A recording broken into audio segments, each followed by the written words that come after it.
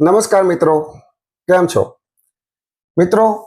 અ, ફ્રૂટનો ધંધો લગભગ 2 વર્ષ કરીએ છીએ અને કેસર કેરીનો બિઝનેસ તો લગભગ 30 વર્ષથી કરીએ છીએ. અને આટલા વર્ષોમાં જે મને અનુભવ થયો એની ઉપરથી એક વિચાર મને એવો આવે છે કે હું એક ખેડૂત પુત્ર છું અને ખેડૂતને જે ભાવ મળતા હોય છે એ બહુ ઓછા મળતા હોય છે. એનું કારણ એવું છે કે ખેડૂત માનો કે એપીએમસી માર્કેટમાં લઈ જાય કે હરાજીમાં લઈ જાય તો એમાં 10% તો દલાલી હોય. એટલે 100 રૂપિયાની વસ્તુ હોય તો ખેડૂતને 90 રૂપિયા જ મળે.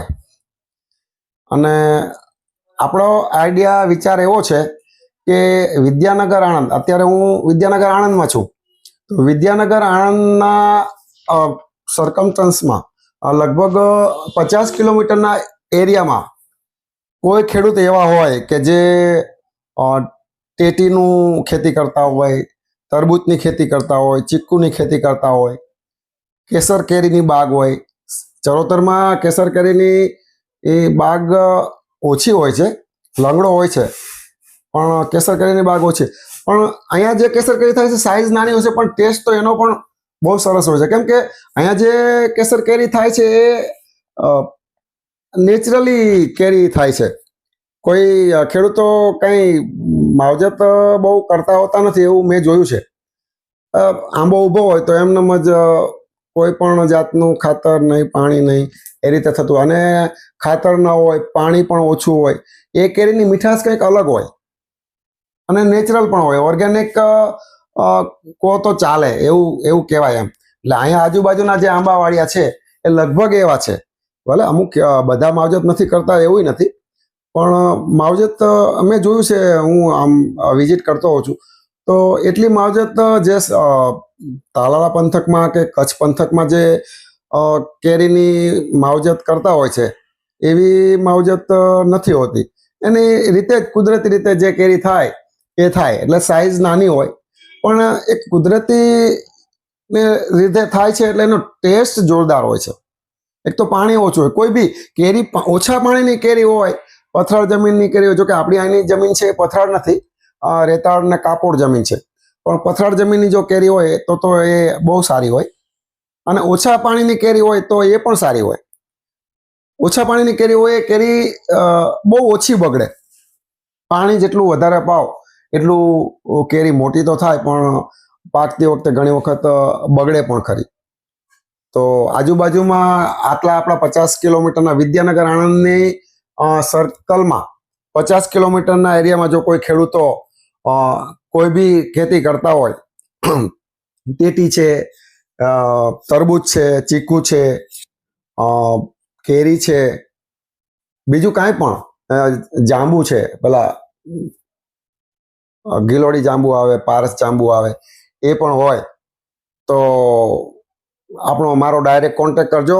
મારો નંબર છે 9879499885. આપણે ડાયરેક્ટ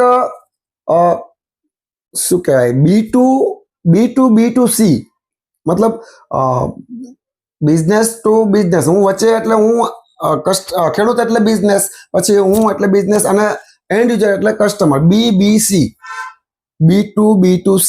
પણ આપણે એમાંથી વચ્ચેથી એક બી કાઢી નાખવાનો છે. મતલબ 10% જે કમિશન ખેડૂતોનું જાય છે એ જો આપણે વચ્ચેથી કાઢી નાખીએ તો આપણા કસ્ટમરને, મારા કસ્ટમરને પણ 10%નો ભાવમાં ફાયદો થાય અને ખેડૂતોને પણ સારો ભાવ મળે.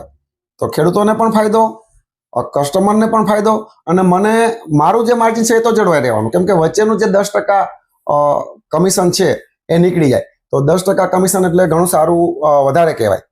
તો જો એ કમિશન કાઢવું હોય તો ખેડૂતોએ ડાયરેક્ટ કસ્ટમર સુધી પહોંચવું પડે. પણ ડાયરેક્ટ કસ્ટમર સુધી પહોંચવું થોડું ખેડૂત માટે અઘરું છે. એના માટે વચ્ચે કોઈ એવી લિંક જોઈએ કે જે એનું મેનેજમેન્ટ કરે. તો આપણે એવું કંઈક કરવા ઈચ્છીએ છીએ, કંઈક સારું કરવું છે. કસ્ટમરને પણ સારું મળે, સારા ભાવે મળે, ખેડૂતોને પણ સારો ભાવ મળે, અને એમને પણ કંઈક વધારે ઉત્સાહ, પૈસા વ્યાજબી મળે તો એમને પણ ફરીથી વધારે કંઈક કરવાની ઈચ્છા થાય. અત્યારે આ જે ટેટી આવી છે આ ઓર્ગેનિક છે, ઓર્ગેનિક ફાર્મની ટેટી છે, પણ બહુ જોરદાર ટેટી છે. આનો ટેસ્ટ ગન્ના ટેસ્ટ છે. ગન્ના એટલે શેરડી જેવો ટેસ્ટ છે. તમે ખાઓ એટલે આજે એકદમ કડક છે, ક્રિકેટનો બોલ હોય એટલી કડક છે, પણ ટેસ્ટ એનો છાલ સુધીનો ટેસ્ટ છે. ને આને હજી 2 થી 3 દિવસ રહેવા દો. જેમ કેરીને આપણે 5-6 દિવસ 7 દિવસ રહેવા દઈએ ને પછી ખાઈએ તો એનો પૂરો ટેસ્ટ આવે, ખટાશ પણ નીકળી જાય. એ રીતે આમાં પણ અત્યારે પણ કાપો ને ખાઓ તો મીઠાશ તો છે, શેરડી જેવો ટેસ્ટ આવશે, પણ થોડી ટેસ્ટ ફ્રેશ હોય એટલે ટેસ્ટ થોડો ઓછો આવે. અને ફક્ત 2 દિવસ પછી તમે જો ખાઓ તો આનો ટેસ્ટ કંઈક ઓર જ હશે. આ ટેટી પણ એવી જ છે, એકદમ મીઠી. આ પણ એકદમ મીઠી. પછી બીજી એક છે આ કચ્છની ટેટી. આ કચ્છની ટેટી છે, માધુરી ટેટી. માધુરી આપણે ડાયરેક્ટ કચ્છથી ડાયરેક્ટ ફાર્મર પાસે, ખેડૂત પાસેથી જ લઈએ છીએ. અને આપણે લગભગ 4-5 વર્ષથી વેચી છીએ. અને જે કસ્ટમર લઈ જાય છે એ ફરી રિપીટ થાય છે. એનો મતલબ કે વસ્તુ મીઠાશમાં સારી છે, એનો ફ્રેગ્રન્સ ટેસ્ટ પણ જોરદાર છે. અને બીજી એક ટેટી છે આ હવે કોઈ બોબી કહે છે, કોઈ મિસ્ટી કહે છે, પણ અને આની કીપિંગ ટાઈમ બહુ સારો છે. 8 દિવસ સુધી આ ટેટી બગડે નહીં. આ કચ્છવાળી જે ટેટી છે એ તમારે 5 દિવસ સુધી, જો ફ્રેશ ટેટી આવી હોય તો 5 દિવસ સુધી તમારે કંઈ પ્રોબ્લેમ ના આવે. અને આ તમે જ્યારે આવે ત્યારથી ખાઈ શકો, 5 દિવસ સુધી ખાઈ શકો. પછી આ જે છે ઓર્ગેનિક ટેટી, આ પણ એકદમ કડક ટેટી આવે. આ પણ તમારે અઠવાડિયું 10 દિવસ સુધી પડી રહે તો કોઈ પ્રોબ્લેમ નહીં. ટેસ્ટમાં પણ જેટલો ટાઈમ વધારે જશે એટલો ટેસ્ટમાં, મીઠાશમાં વધારે આવશે.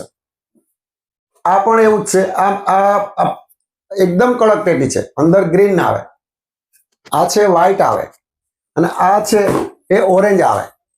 પણ બધી ટેટી તમે એકવાર ખાઓ એટલે જે બજારમાં જે પેલી કુંદન ટેટી મળે છે એ ખાઓ અને આ ખાઓ એમાં બહુ ફરક છે.